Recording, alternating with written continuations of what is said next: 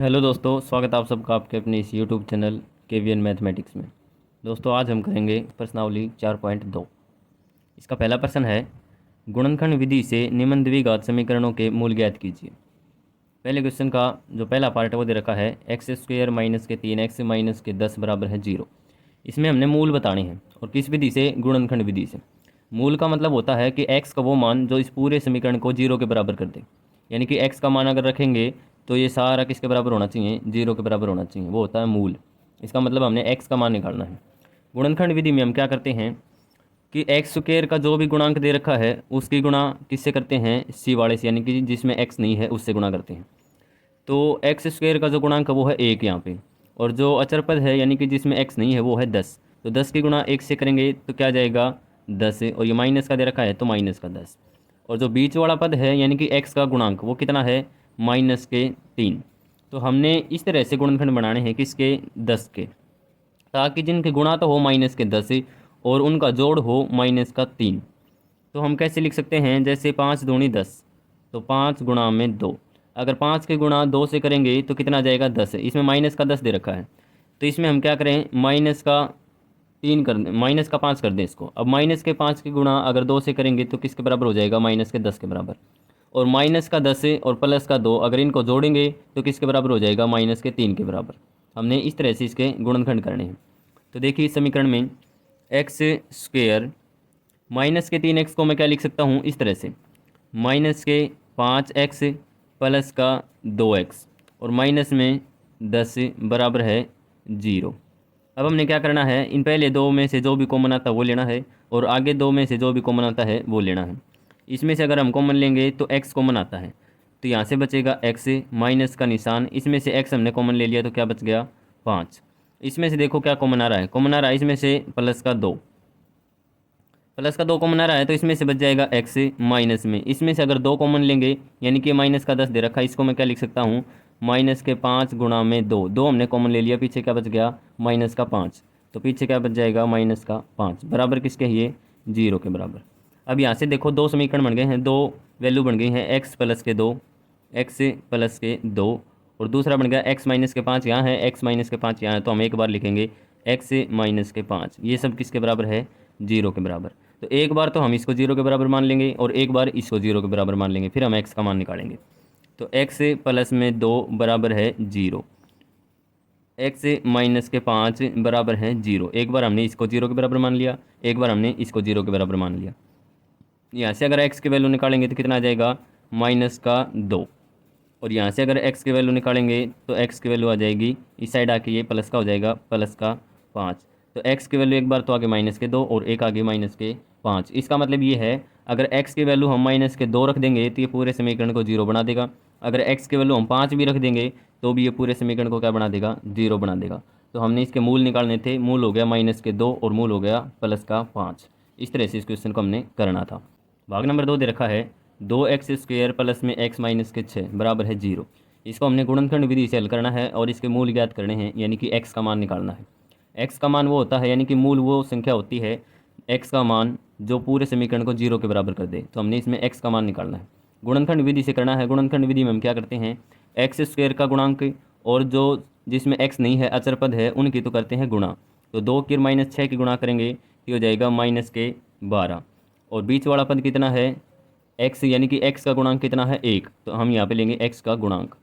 तो हम जो ये 12 आया है इसके दो गुणनखंड इस तरह से बनाने हैं ताकि इनकी जो गुणा हो वो तो हो माइनस के 12, और जो जोड़ हो कितना होना चाहिए? प्लस का 1। तो जैसे हम लेते हैं 4 और माइनस का 3। 4 की और माइनस के 3 की गुणा करेंगे तो माइनस के 12 के बराबर आएगा, और 4 और माइनस 3 को अगर जोड़ेंगे तो ये कितना आएगा?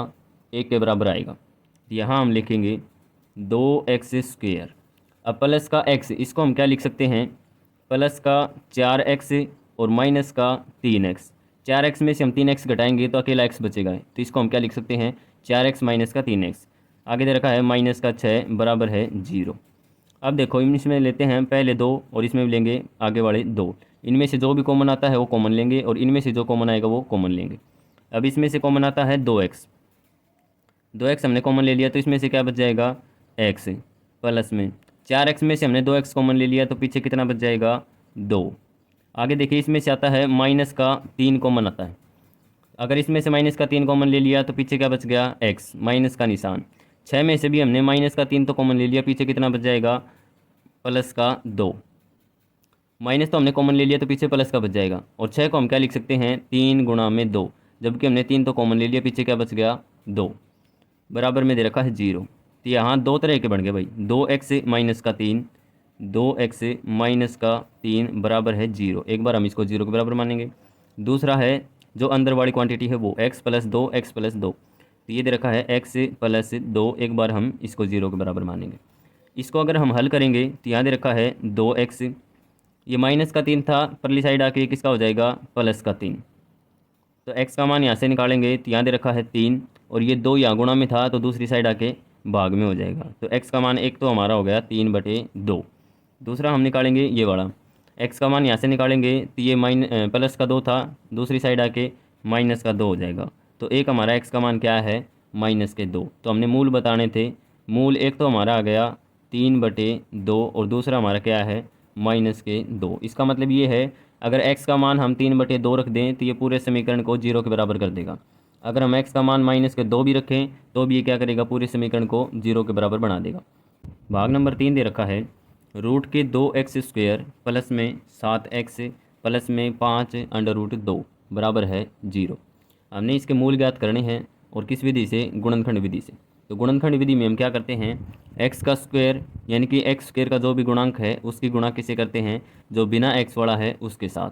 तो अगर हम 5√2 गुणा में √2, अगर हम इसकी गुणा करेंगे तो 5 का तो 5 रहेगा, √2 की गुणा √2 से करेंगे ये हो जाएगा अकेला 2, तो 5 दूनी 10।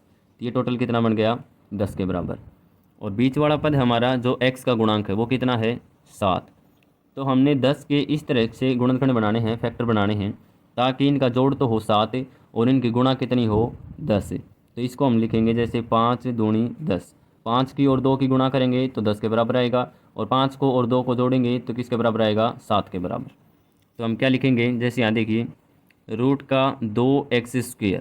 अब प्लस के 7 को मैं क्या लिख सकता हूँ, प्लस में 5x प्लस 2x, यानी कि 5 और 2 ये बाड़े, 5x प्लस में 2x आगे दे रखा था, प्लस में 5 और √2 बराबर क्या आएगा, 0 के बराबर। आगे हम करेंगे तो पहले जो 2 पद दे रखे हैं वो ले लो, और आगे वाले जो 2 पद दे रखे हैं वो ले लो। अब हम यहाँ देखेंगे कि कॉमन क्या रहा है, जो भी इनमें से कॉमन आ रहा है वो कॉमन ले लेंगे। तो इसमें से कॉमन आएगा x। x अगर कॉमन लेंगे तो यहाँ क्या बच जाएगा, √2। x² था, एक x हमने कॉमन ले लिया, यहाँ 2 बचेगा √2, और पीछे क्या बच जाएगा, x प्लस में x हमने कॉमन ले लिया, पीछे क्या बच गया, 5। अब हम देखेंगे इसमें से कॉमन क्या रहा है। इसमें से हम कॉमन लेंगे तो कॉमन आएगा, क्या आ सकता है इसमें, √2 कॉमन आ सकता है। 2 को हम क्या लिख सकते हैं, √2 गुणा में √2 किसके बराबर होता है, ये 2 के बराबर। तो हमने से इसमें क्या कॉमन ले लिया, प्लस का √2 कॉमन ले लिया। अब 2 में से हमने √2 तो कॉमन ले लिया, पीछे क्या बच गया, √2। तो 2 में से हमने कॉमन लिया था √2, तो 2 में से कॉमन क्या आ गया, √2। x इसमें गुणा में था तो यहाँ x साथ में आ जाएगा प्लस में, यहाँ √2 तो हमने कॉमन ले लिया, पीछे क्या बच गया, 5 बराबर है 0। गुणनखंड विधि से हम हल करते हैं तो आप एक बात का याद रखिएगा, जो भी अंदर संख्या आती है वो दोनों में सेम आनी चाहिए। अगर सेम आ रही है तो इसका मतलब ये क्वेश्चन हमारा सही है, नहीं तो गलत हो जाएगा। यहाँ है √2x और यहाँ भी है √2x, प्लस में 5 है, प्लस में 5, इसका मतलब दोनों बराबर हैं। तो यहाँ देखो x और प्लस का √2, तो x प्लस √2, एक बार तो हम इसको 0 के बराबर मान लेंगे। और अंदर क्या दे रखा है, √2x प्लस में 5, एक बार इसको हम 0 के बराबर मान लेंगे। यहाँ से अगर हम x का मान निकालेंगे तो ये प्लस का √2 था, इस साइड आके माइनस का √2 हो जाएगा। तो एक तो हमारा मूल ये निकल आया। दूसरा हम निकालेंगे x का मान, तो यहाँ √2 तो सेम रखेंगे, यहाँ प्लस का 5 था तो इस साइड आके ये माइनस का 5 हो जाएगा। यहाँ से अगर हम x का मान निकालेंगे तो इस साइड तो है माइनस का 5, और ये √2 यहाँ गुणा में था तो इस साइड आके भाग में हो जाएगा √2। तो एक x की वैल्यू हमारी क्या आ गई, -5/√2। इसका मतलब एक मूल तो ये होगा और दूसरा मूल ये होगा। इस तरह से हमने x का मान निकालना था। भाग नंबर 4 दे रखा है, 2x² माइनस का x प्लस में 1/8 बराबर है 0। इसमें हमने गुणनखंड विधि से हल करना है और इसके मूल ज्ञात करने हैं, यानी कि x का मान निकालना है। तो यहाँ दे रखा है 1/8। ये 1/8 नहीं रहे, इसलिए हम क्या करें हैं, पूरे समीकरण को 8 से गुणा कर रहे हैं। तो यहाँ लिखेंगे 8 से गुणा करने पर, यानी कि 8 से गुणा कर दिया। 8 से गुणा करेंगे, 2 को 8 से गुणा करेंगे तो ये क्या हो जाएगा 16x² माइनस में x को अगर 8 से गुणा करेंगे तो ये क्या हो जाएगा 8x प्लस में 1/8 को अगर हम 8 से गुणा करेंगे तो 8 से 8 कट जाएगा, पीछे क्या बचेगा 1। 1 बराबर में क्या था 0। 0 का अगर हम 8 से गुणा करेंगे तो क्या रहेगा 0 ही रहेगा। अब हमने क्या करना है, गुणनखंड विधि में हम करते हैं जो x² का जो गुणांक दे रखा है उसके गुणा करते हैं हम जिसमें x नहीं दे रखा है उसके साथ। तो 16 को अगर 1 से गुणा करेंगे तो क्या आ जाएगा 16। बीच में दे रखा है x का गुणांक माइनस का 8। तो हमने 16 के फैक्टर इस तरह से करने हैं, गुणनखंड इस तरह से करने हैं ताकि उनके जो गुणा बने वो तो बने 16 और जो जोड़ बने उनका वो बनेगा माइनस का 8। तो जैसे हम लेंगे माइनस का 4 और माइनस का 4। माइनस का 4 की गुणा 4 से करेंगे तो किसके बराबर आएगा प्लस का 16 के बराबर। और माइनस के 4 को और माइनस के 4 को जोड़ेंगे तो किसके बराबर आएगा माइनस के 8। तो हम माइनस का 4 और माइनस के 4 ले लेंगे। यहाँ हम करेंगे 16x²। माइनस के 8x को हम क्या लिख सकते हैं माइनस के 4 माइनस के 4। तो यहाँ लेंगे माइनस का 4x और माइनस का 4x, ताकि ये उल्टा वापस से माइनस के 8 बन जाएगा। माइनस के 4x और माइनस के 4x क्या बन गया माइनस के 8। प्लस में दे रखा है 1 बराबर है 0। अब हम क्या करेंगे, पहले दो पद और आगे वाले 2 पद, इनमें से जो भी कॉमन आता है वो सब ले लेंगे। इसमें से कॉमन क्या आ रहा है 4x कॉमन आ रहा है। अगर हम इसमें से 4x कॉमन लेंगे, 16 में से हमने क्या ले लिया 4 कॉमन ले लिया। 16 को क्या लिख सकते हैं 4 गुणा में 4। तो 4 हमने कॉमन ले लिया, पीछे क्या बच गया 4। तो 16 में से 4 कॉमन लेंगे तो 4 बच गया। x² में से अगर 1x कॉमन ले लिया तो पीछे क्या बच जाएगा 1x। माइनस में 4x हमने कॉमन ले लिया तो पीछे क्या बच गया 1। इसमें से देखो क्या कॉमन आ रहा है, इसमें से कॉमन आ रहा है माइनस का 1। अगर हम माइनस के 4 को क्या लिख सकते हैं माइनस का 1 गुणा में 4। तो हमने माइनस का 1 तो कॉमन ले लिया, पीछे क्या बच गया 4। तो यहाँ बच जाएगा 4x की जगह पे x ही रहेगा। प्लस में इसमें से हमने क्या कॉमन ले लिया, प्लस का 1 को हम क्या लिख सकते हैं माइनस का 1 गुणा में माइनस का 1। और माइनस का 1 हमने कॉमन ले लिया, पीछे क्या बच गया माइनस का 1। तो यहाँ बचेगा माइनस का 1 बराबर है 0। अब यहाँ पे 2 पद बन गए हैं। एक तो बन गया 4x माइनस का 1, 4x माइनस का 1, इसको हम 0 के बराबर मान लेंगे। अंदर वाला क्या दे रखा है 4x माइनस का 1। तो यहाँ हम ले लेंगे 4x माइनस का 1, इसको भी हम किसके बराबर मान लेंगे 0 के बराबर। यहाँ से देखिए 4x माइनस का 1 था, दूसरी साइड आके प्लस का 1 हो जाएगा। यहाँ से अगर हम x का मान निकालेंगे तो 1 तो बराबर में है ही, यहाँ 4 गुणा में था, इस साइड आके 4 भाग में हो जाएगा। तो 1 तो हमारी x की वैल्यू आ गई 1/4। इसी तरह से इसमें आएगी 4x बराबर में क्या हो जाएगा 1। अगर हम x का मान निकालेंगे तो 1 तो है ही बराबर में, और यहाँ 4 गुणा में था तो ये भाग में 4 हो जाएगा। 1 हमारी x की वैल्यू क्या आ गई 1/4। दोनों ही वैल्यू क्या आई हैं सेम आई हैं। इसका मतलब ये है कि केवल 1/4 ही ऐसी संख्या है, x का वह मान है जो इस पूरे समीकरण को क्या कर देगा 0 के बराबर कर देगा। तो इसके मूल क्या हो जाएंगे 1/4 और 1/4।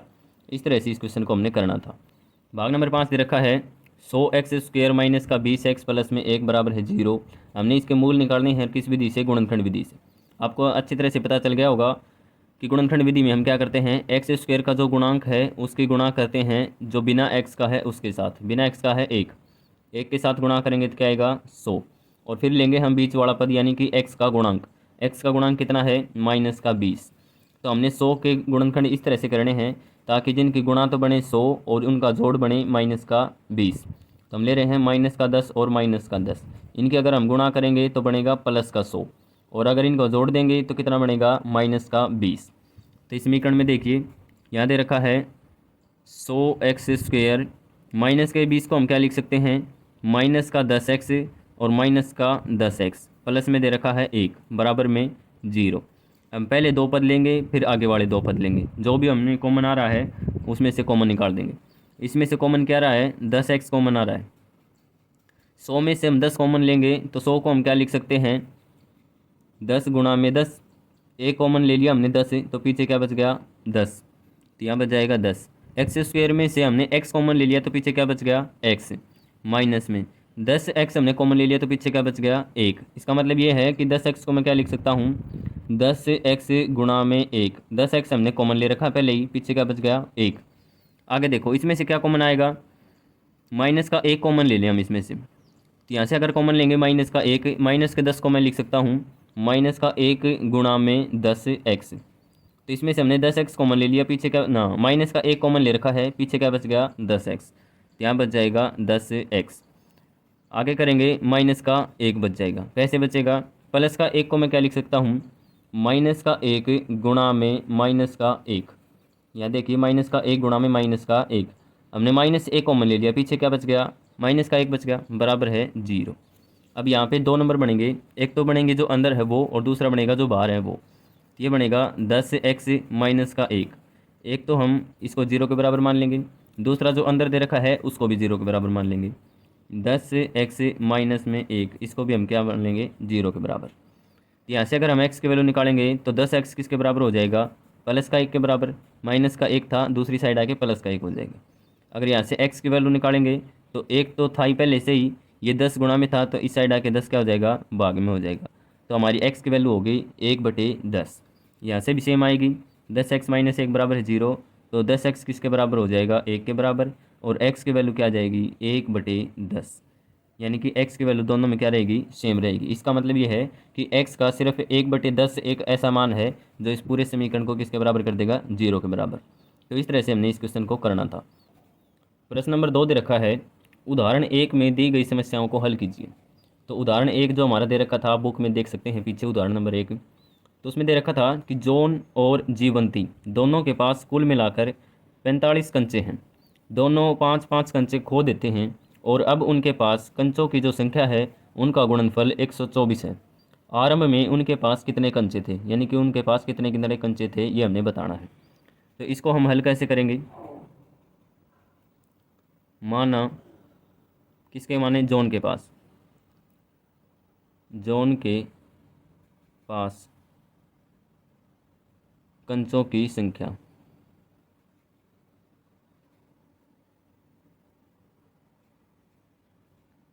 कितनी मान ली हमने x मान ली, तो पीछे जीवंती के पास कितने बच जाएंगे, जीवंती के पास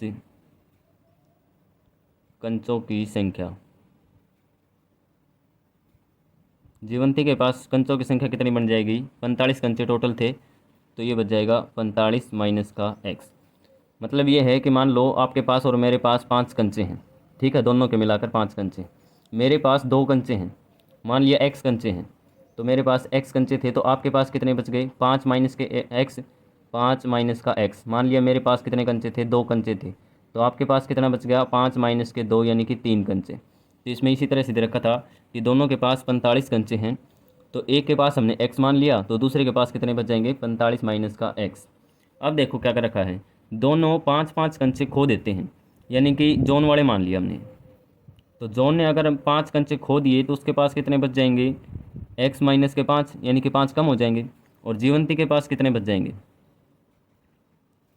जीवंती के पास कंचे कितने थे 45 माइनस का x, 5 कंचे उसने खो दिए यानी कि 5 और कम कर दो, तो कितने बच जाएंगे 45 में से 5 कम करेंगे तो कितना बचेगा 40, और माइनस का x, तो अब उसके पास कितने कंचे हो गए 40 माइनस x, और इसके पास कंचे कितने बच गए x माइनस के 5।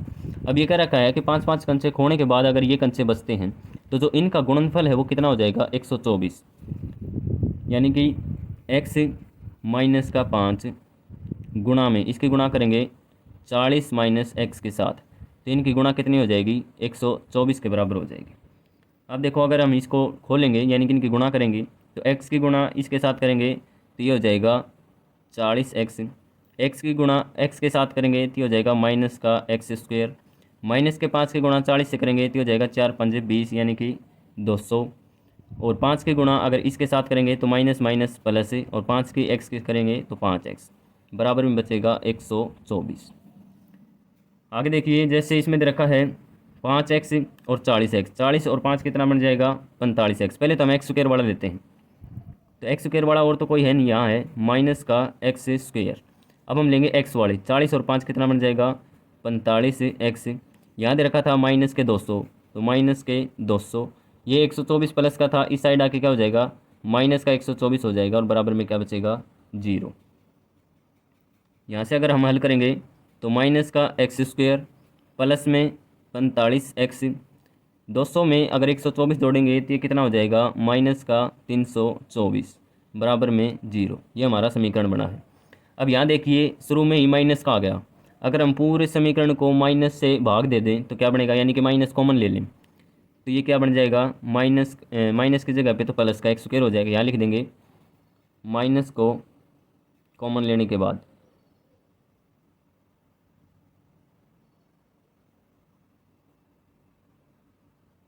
पूरे समीकरण में से माइनस कॉमन लेंगे तो यहाँ बच जाएगा x², यानी कि जो माइनस है वो प्लस का हो जाएगा, प्लस है वो माइनस का हो जाएगा। यहाँ था प्लस का, तो हो जाएगा माइनस का 45x, ये हो जाएगा प्लस का 324 बराबर, यहाँ माइनस लगाएंगे तो माइनस का 0 भी किसके बराबर होता है, 0 के बराबर। अब द्विघात समीकरण को हम कैसे हल करते हैं कि गुणा तो होनी चाहिए, यहाँ दे रखा 1 की गुणा 324 से करेंगे तो ये बन जाएगा 324। बीच में दे रखा है माइनस का 45, तो माइनस का 45। हमने 324 के गुणनखंड इस तरह से बनाने हैं ताकि उनकी गुणा तो हो 324 प्लस का, और उनका जोड़ हो कितना, माइनस का 45। अगर हम 36 की और 9 की गुणा कर दें, 36 की और 9 की गुणा कर दें, यानी कि दोनों माइनस माइनस के कर दें, तो 36 की 9 की गुणा करेंगे तो 324 के बराबर आएगा। और 36 माइनस का 36 और माइनस के 9 को जोड़ेंगे तो ये कितना बन जाएगा, माइनस का 45।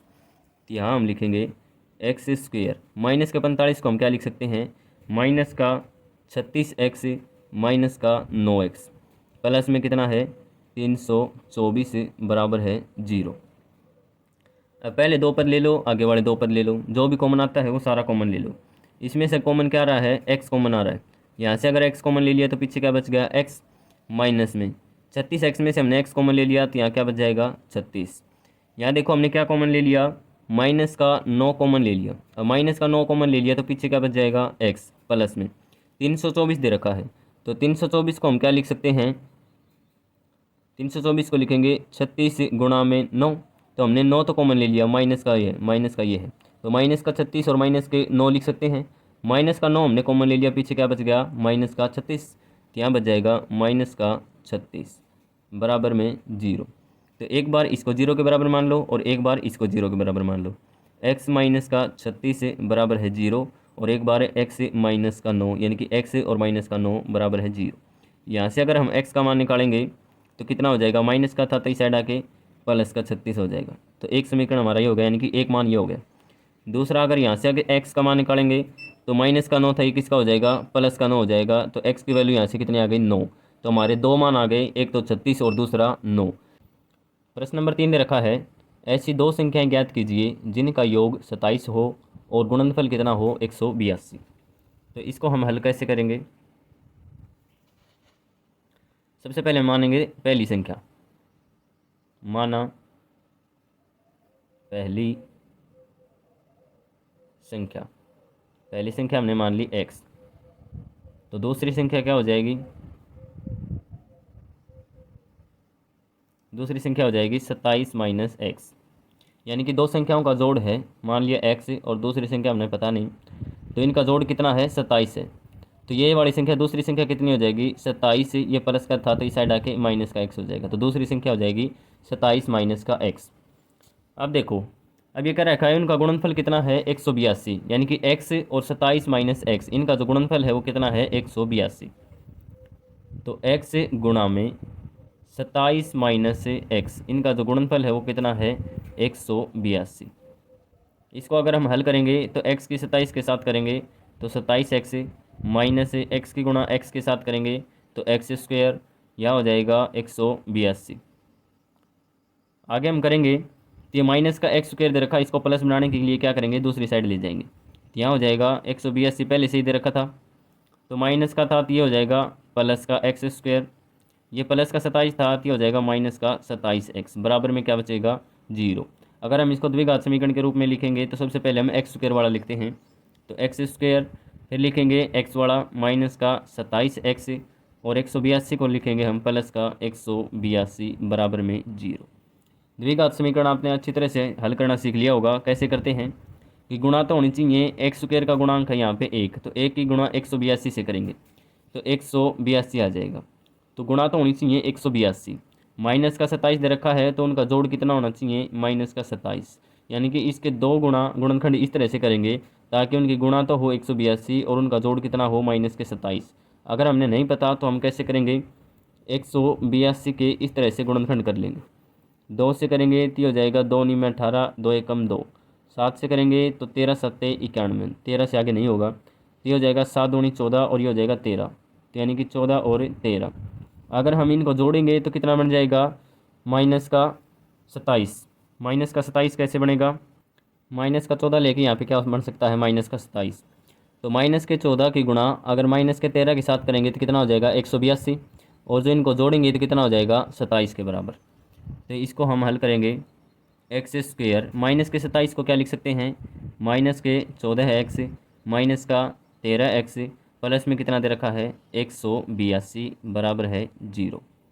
पहले 2 पद लेंगे, आगे वाले 2 पद लेंगे, इनमें से जो कॉमन आ रहा है वो कॉमन ले लेंगे। तो इसमें से कॉमन क्या आएगा, एक्स कॉमन आएगा। एक्स कॉमन लेंगे तो एक्स स्क्वेयर में से एक्स हमने निकाल दिया तो कितना बच जाएगा, एक्स। इसमें से हमने एक्स निकाल दिया तो पीछे क्या बच जाएगा, पीछे 14। इसमें से हम क्या ले रहे हैं कॉमन, माइनस का 13। माइनस का 13 कॉमन लेंगे तो यहाँ माइनस का 13 बाहर ले लिया, पीछे क्या बच गया, एक्स। माइनस में 182, ये माइनस का कैसे आया, 182 को हम क्या लिख सकते हैं, माइनस के 14 गुणा में माइनस के 13। हमने माइनस का 13 कॉमन ले लिया, माइनस के 13 कॉमन पहले ले रखा है, यहाँ से देखिए नहीं दिख रहा था, तो 182 को हम लिख सकते हैं माइनस के 14 गुणा में माइनस का 13। हमने माइनस का 13 कॉमन ले लिया तो पीछे कितना बच जाएगा, माइनस के 14, यहाँ बच जाएगा माइनस के 14 बराबर में 0। तो जो अंदर वाली संख्या है एक बार तो उसको लिख लो, एक बार लिख लो जो बाहर वाली संख्या है उसको, एक्स माइनस के 13, इसको हमने 0 के बराबर मान लिया, एक बार हमने इसको 0 के बराबर मान लिया। तो यहाँ से जो x की वैल्यू निकालेंगे तो माइनस का था इस साइड आके प्लस का हो जाएगा। यहाँ से अगर हम x की वैल्यू निकालेंगे तो x बराबर है, यहाँ माइनस के 13 था तो आगे जाके प्लस का 13 हो जाएगा। तो x की वैल्यू एक तो हमारी आ गई 13 और दूसरी हमारी क्या आ गई, 14। इसका मतलब ये है कि एक जो वैल्यू थी वो कितनी हो जाएगी, 14, और जो दूसरी वैल्यू थी वो हमारी क्या हो जाएगी, 13। अगर एक संख्या 13 है तो दूसरी क्या हो जाएगी, 27। एक संख्या 14 है तो 27 माइनस 14 कितनी हो जाएगी, 13। अगर पहली संख्या 13 है तो दूसरी संख्या क्या बन जाएगी, 14 बन जाएगी। इस तरह से हमने इस क्वेश्चन को करना था। प्रश्न नंबर 4 दे रखा है, 2 क्रमागत धनात्मक पूर्णांक ज्ञात कीजिए जिनके वर्गों का योग 365 हो। तो हमने क्या बताना है कि 2 ऐसी संख्याएं बतानी है लगातार जिनका अगर हम वर्ग कर दें, स्क्वायर कर दें, तो उनका योग किसके बराबर हो जाएगा, 365 के बराबर हो जाएगा। तो देखिए हम किस तरह से करेंगे।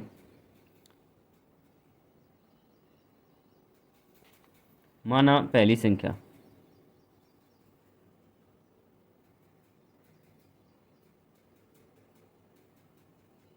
पहली संख्या हमने मान ली x, तो दूसरी संख्या क्या हो जाएगी,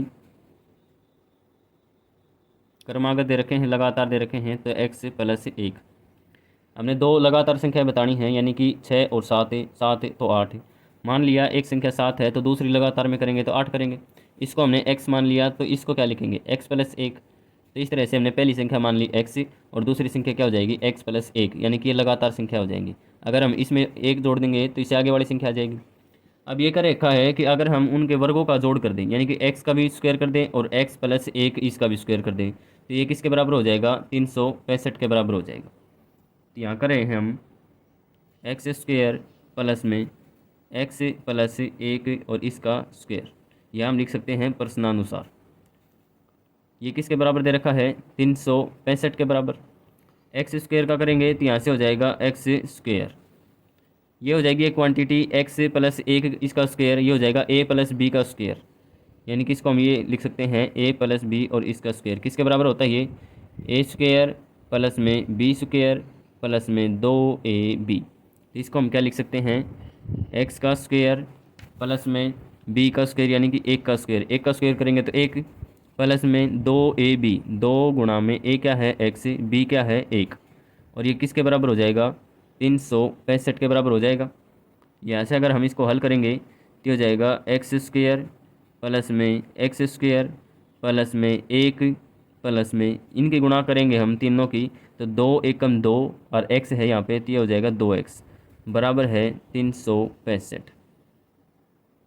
आगे दे रखा है एक्स स्क्वायर प्लस में एक्स स्क्वायर, ये कितना हो जाएगा, 2x स्क्वायर।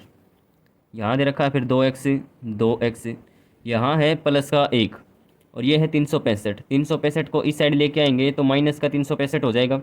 और यहाँ प्लस का 1 दे रखा है, तो माइनस का 365 है और प्लस का 1 कितना हो जाएगा, माइनस का 364 हो जाएगा। बराबर में क्या बचेगा, 0। यहाँ देखो पूरे समीकरण 2 से भाग हो रहा है, तो हम पूरे समीकरण को क्या कर देंगे, 2 से भाग कर रहे हैं, यानी कि 1/2, 2 से हमने भाग कर दिया। 2 से भाग करेंगे, 30 को 2 से भाग करेंगे तो यहाँ बचेगा 1, ये हो जाएगा 1x² प्लस में इसको हम अगर 2 से भाग करेंगे तो 2 से 2 कट जाएगा, कितना बच जाएगा, x माइनस में 364 को अगर हम 2 से भाग करेंगे तो ये बच जाएगा 1 और 2 8 16, 2 दूनी 4, 182 बराबर है 0 को अगर किसी भी नंबर से भाग दोगे तो क्या बचेगा, 0 ही बचेगा। तो ये हमारा क्या बन गया, एक समीकरण बन गया। तो हमने समीकरण हल करना है तो किस तरह से करेंगे, तो गुणा तो होनी चाहिए कितनी, x² का गुणांक कितना है, 1, 1 की गुणा 182 से कर दो, कितना हो जाएगा, माइनस का 182। यहाँ क्या दे रखा है, 1, या प्लस का 1। तो हमने गुणांक इस तरह से करने हैं, 182 के फैक्टर इस तरह से करने हैं ताकि उनकी गुणा तो कितनी हो, माइनस का 182, और उनका जोड़ कितना हो, प्लस का 1। तो अगर हम 13 की और 14 की गुणा कर दें तो कितना हो जाएगा, 182 के बराबर हो जाएगा। अब माइनस लेना है तो किस तरह से लेंगे, यहाँ ले लेंगे 14 और यहाँ ले लेंगे माइनस का 13। अगर इनको जोड़ेंगे यानी कि 14 माइनस के 13 कितना बच जाएगा, 1। 14 की और माइनस की 13 की गुणा करेंगे तो कितना हो जाएगा, 182। तो हमने इस तरह से लेने हैं। इसको आगे हल करेंगे तो ये तो हो जाएगा x², माइनस का x को मैं क्या लिख सकता हूँ, प्लस के 14x माइनस का 13x, और यहाँ क्या बच जाएगा, माइनस का 82, 182 बराबर है 0। पहले हमने 2 पद लेने हैं, आगे वाले 2 पद लेने हैं, इनमें से जो भी कॉमन आ रहा है वो सारा कॉमन ले लो। यहाँ से कॉमन आएगा x कॉमन लेंगे तो यहाँ से कितना बच जाएगा, x प्लस में यहाँ से x कॉमन ले लिया तो पीछे कितना बच गया, 14 बच गया। यहाँ से कॉमन क्या आ रहा है, माइनस का 13 कॉमन आ रहा है, तो यहाँ से कितना बच जाएगा, माइनस का 13, तो हमने ले लिया, x बच गया। यहाँ क्या बचेगा, 182। अब माइनस का 182 दे रखा है, तो 182 को हम क्या लिख सकते हैं, माइनस का 13 गुणा में 14। तो हमने माइनस का 13 तो कॉमन ले लिया, माइनस का 13 कॉमन ले लिया, पीछे क्या बच गया, प्लस के 14। यह लिख देंगे प्लस के 14 बराबर है 0। ये जो अंदर वाली संख्या है एक बार तो हम उसको ले लेंगे और एक बार बाहर वाली संख्या को ले लेंगे, x माइनस के 13।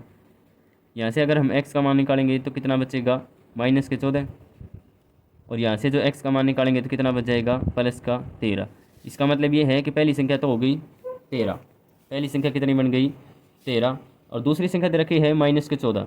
इसका मतलब ये है कि अगर ये लगातार संख्या है तो माइनस के 14 तो हो ही नहीं सकती, तो एक संख्या कितनी हो जाएगी, 13, और लगातार दे रखी है तो दूसरी संख्या कौन सी हो जाएगी, प्लस के 14। तो एक तो होगी 13 और दूसरी क्या होगी, 14। अगर हम इनके वर्गों का योग कर दें तो किसके बराबर हो जाएगा, 365 के बराबर हो जाएगा।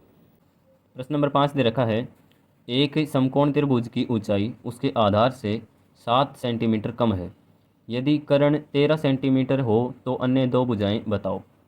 तो इसका हल हम कैसे करेंगे, ये हमने बना ली समकोण त्रिभुज। इसमें एक रखा है जो इसकी ऊंचाई है वो आधार से 7 सेंटीमीटर कम है, कर्ण दे रखा है 13 सेंटीमीटर, तो ये होता है इसका कर्ण, ये हमने मान लिया 13 सेंटीमीटर। अब आधार दे रखा है, आधार हमने मान लिया x सेंटीमीटर, तो जो इसकी ऊंचाई है वो आधार से 7 सेंटीमीटर कम दे रखी है, तो ये कितना हो जाएगा, x माइनस के 7 सेंटीमीटर हो जाएगा। तो हम पाइथागोरस प्रमेय में क्या करते हैं, तो यहाँ लिखेंगे पाइथागोरस प्रमेय के अनुसार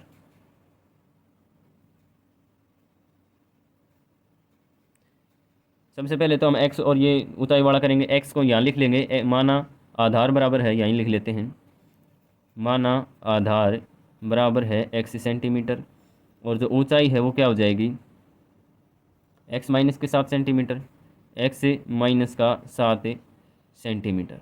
अब पाइथागोरस प्रमेय हमें क्या कहती है, जो आधार का स्क्वायर होता है, यहाँ लिखेंगे आधार का स्क्वायर प्लस में जो ऊंचाई होती है लंब, यहाँ लिखेंगे लंब का स्क्वायर यानी कि ऊंचाई का स्क्वायर, बराबर होता है, सामने वाला कौन सा होता है, कर्ण, कर्ण का स्क्वायर के बराबर होता है, कर्ण का स्क्वायर के बराबर होता है। अब आधार हमने कितना मान रखा है, x, तो हम क्या करेंगे, x का स्क्वायर प्लस में लंब कितना दे रखा है यानी कि ऊंचाई कितनी है, x माइनस के 7, x माइनस के 7 और इसका स्क्वायर किसके बराबर हो जाएगा, ये कर्ण का स्क्वायर के बराबर। कर्ण कितना दे रखा है, 13, तो यहाँ लिख देंगे हम 13 का स्क्वायर। अगर हम इसको हल करेंगे तो यहाँ हो जाएगा x स्क्वायर प्लस में x माइनस 7 इसका स्क्वायर, ये क्या है ए माइनस बी और इसका होल स्क्वायर। अब ए माइनस बी का होल स्क्वायर किसके बराबर होता है? ए माइनस बी का होल स्क्वायर बराबर होता है ए स्क्वायर प्लस में बी स्क्वायर माइनस में 2ab।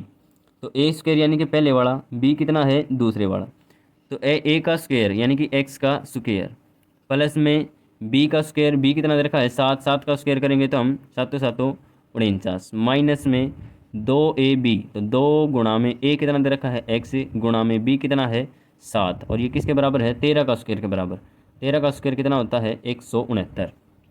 तो यहाँ से करेंगे एक्स स्क्वायर कितना हो जाएगा ये 2x स्क्वायर। यहाँ से अगर इनकी गुणा करेंगे तो 7 दूनी 14 है, 14x, माइनस का निशान था तो माइनस में हो गया 14x।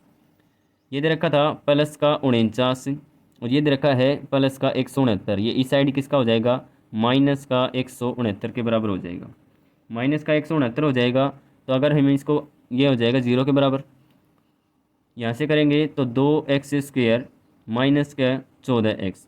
अब प्लस का तो दे रखा है 49 और माइनस का दे रखा है 169। अगर माइनस का 149 में से हम प्लस माइनस का 169 में से प्लस का 49 घटाएंगे तो कितना बच जाएगा, ये पीछे माइनस का 120 बच जाएगा, बराबर है 0। यहाँ देखो ये पूरा समीकरण 2 से भाग हो रहा है।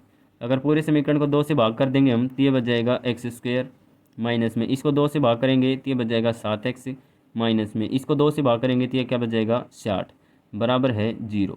अब हमने इसको हल करना है किस तरह से, एक्स स्क्वायर का तो गुणांक दे रखा है 1 और जो बिना x का है वो कितना है 60, तो हम 1 की गुणा 60 से करेंगे तो 60 एकम 60, माइनस का था तो माइनस का 60, तो हम इसके इस तरह से गुणनखंड करने हैं। और बीच वाला क्या दे रखा है माइनस का 7, माइनस का 7, तो हमने इसके इस तरह से गुणनखंड करने हैं ताकि उनकी गुणा तो हो माइनस का 60 और उनका जोड़ कितना हो माइनस का 7। तो हम किस तरह से करते हैं 12 और 5, यहाँ लेते हैं 12 और यहाँ लेते हैं 5 ताकि माइनस का 7 आ जाए, तो हम लेंगे माइनस का 12। तो माइनस का 7 और प्लस का 5, 12 5 60, माइनस है तो माइनस का 60 गुणा होगी, माइनस का 12 और प्लस का 5, अगर इनको जोड़ेंगे तो कितना बच जाएगा माइनस का 7। तो इसको आगे हल करेंगे तो ये बच जाएगा एक्स स्क्वायर, माइनस के 7x को हम क्या लिख सकते हैं माइनस के 12x और प्लस का 5x, माइनस में दे रखा 60, माइनस का 60 बराबर है 0। पहले लेते हैं हम 2 पद, फिर लेते हैं आगे वाले 2 पद, इनमें से जो भी कॉमन आता है वो सारा ले लो, बाकी छोड़ दो। यहाँ से क्या कॉमन आ रहा है x कॉमन आ रहा है, तो एक्स स्क्वायर में से x कॉमन लेंगे तो x, माइनस में 12x में से x कॉमन ले लिया, पीछे क्या बच गया 12। इसमें से क्या कॉमन आ रहा है प्लस का 5, तो 5 कॉमन ले लिया हमने, यहाँ कितना बच गया x, माइनस का निशान। 60 में से हमने 5 कॉमन ले लिया, 60 को हम क्या लिख सकते हैं 12 गुणा में 5, हमने क्या कॉमन लिया है 5, पीछे कितना बच जाएगा 12, बराबर में 0। अब जो अंदर दे रखा है एक बार तो उसको लिख दो x माइनस के 12 0 के बराबर, एक बार बाहर वाला x प्लस 5 किसको मानने हैं हमें 0 के बराबर, तो ये हो जाएगा x का मान निकालेंगे तो इस साइड प्लस का हो जाएगा, ये हो जाएगा प्लस का 12, x को हमने इस साइड मानेंगे तो ये हो जाएगा माइनस का 5। अब x की वैल्यू ये माइनस का 5 आई है, इसका मतलब जो कोई भी लंबाई है वो माइनस में तो हो ही नहीं सकती, तो इसका मतलब ये तो है असंभव, और ये क्या है संभव। इसका मतलब ये है जो x की वैल्यू आई है वो हमारी क्या आई है 12। तो x की जगह पे तो इस तरह से हम बना रहे हैं त्रिभुज, ये तो हो जाएगा x की वैल्यू 12। अगर हम 12 में से 7 घटाएंगे तो ये बच जाएगा 5 और ये कितना है 13। इस तरह से हमने ये वैल्यू बतानी थी कि इसकी आधार क्या बनेगा और इसकी ऊंचाई क्या बनेगी। तो इसका आधार हो जाएगा 12 सेंटीमीटर और इसकी ऊंचाई क्या हो जाएगी 5 सेंटीमीटर। प्रश्न नंबर 6 दे रखा है, एक कुटीर उद्योग एक दिन में कुछ बर्तनों का निर्माण करता है। एक विशेष दिन यह देखा गया है कि प्रत्येक नग की निर्माण लागत उस दिन बनाए गए बर्तनों की संख्या के 2 गुने से 3 अधिक है। यदि उस दिन की निर्माण लागत 90 रुपये थी तो निर्मित बर्तनों की संख्या और प्रत्येक नग की लागत बताओ क्या होगी। जैसे हम यहाँ इसको हल करेंगे तो इस क्वेश्चन में क्या दे रखा है, यहाँ रफली हम समझ रहे हैं कि एक उद्योग है वो बर्तनों का निर्माण कर रहा है। फिर एक विशेष दिन यह देखा गया कि प्रत्येक नग की जो निर्माण लागत है, यानी कि हमने सोच लिया कि उसने x बर्तन बनाए, क्या बनाए x बर्तन बनाए, भाई 5 बनाए या 7 बनाए या 10 बनाए, पता नहीं कितने बनाए। प्रत्येक नग की जो निर्माण लागत है वो कितनी दे रखी है, इसके 2 गुने से 3 अधिक है। एक बर्तन की जो निर्माण करने की लागत है वो, यानी कि एक बर्तन कितने रुपए में बनता है, तो बर्तन कितने हैं x, इसका 2 गुना और प्लस में 3, इसके बराबर है एक बर्तन की निर्माण लागत, यानी कि एक बर्तन को बनाने में कितने रुपए लगे, जितने बर्तन बने हैं उनका 2 गुना प्लस में 3 इसके बराबर है। तो इसको हम कैसे करेंगे, माना बर्तनों की संख्या,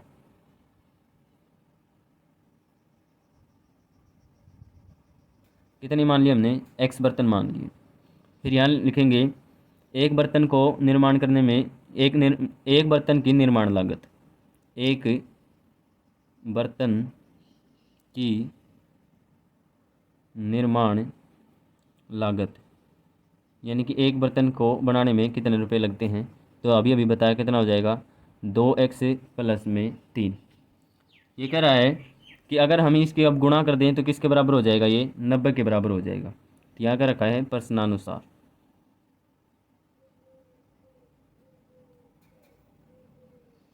अब एक बर्तन की निर्माण लागत कितनी है, 2x प्लस में 3, और उस दिन टोटल बर्तन कितने बने थे, x बर्तन बने थे। तो इनकी गुणा कर देंगे तो ये किसके बराबर हो जाएगा, 90 के बराबर हो जाएगा। यानी कि उस दिन जो पूरे रुपए लगे थे वो कितने लगे थे, 90 रुपये लगे थे।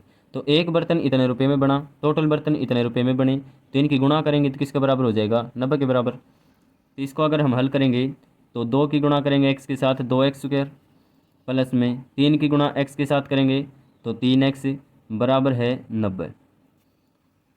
आगे हल करेंगे इसको तो ये हो जाएगा 2x² प्लस में 3x, ये 90 किसका था, प्लस का, इस साइड होके माइनस का 90 हो जाएगा, किसके बराबर हो जाएगा, ये 0 के बराबर।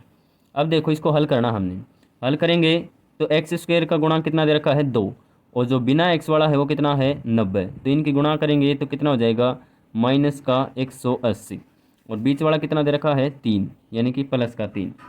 अब हमने 180 के गुणनखंड इस तरह से बनाने हैं ताकि उनकी गुणा तो हो माइनस का 180 और उनका जोड़ कितना हो, प्लस का 3।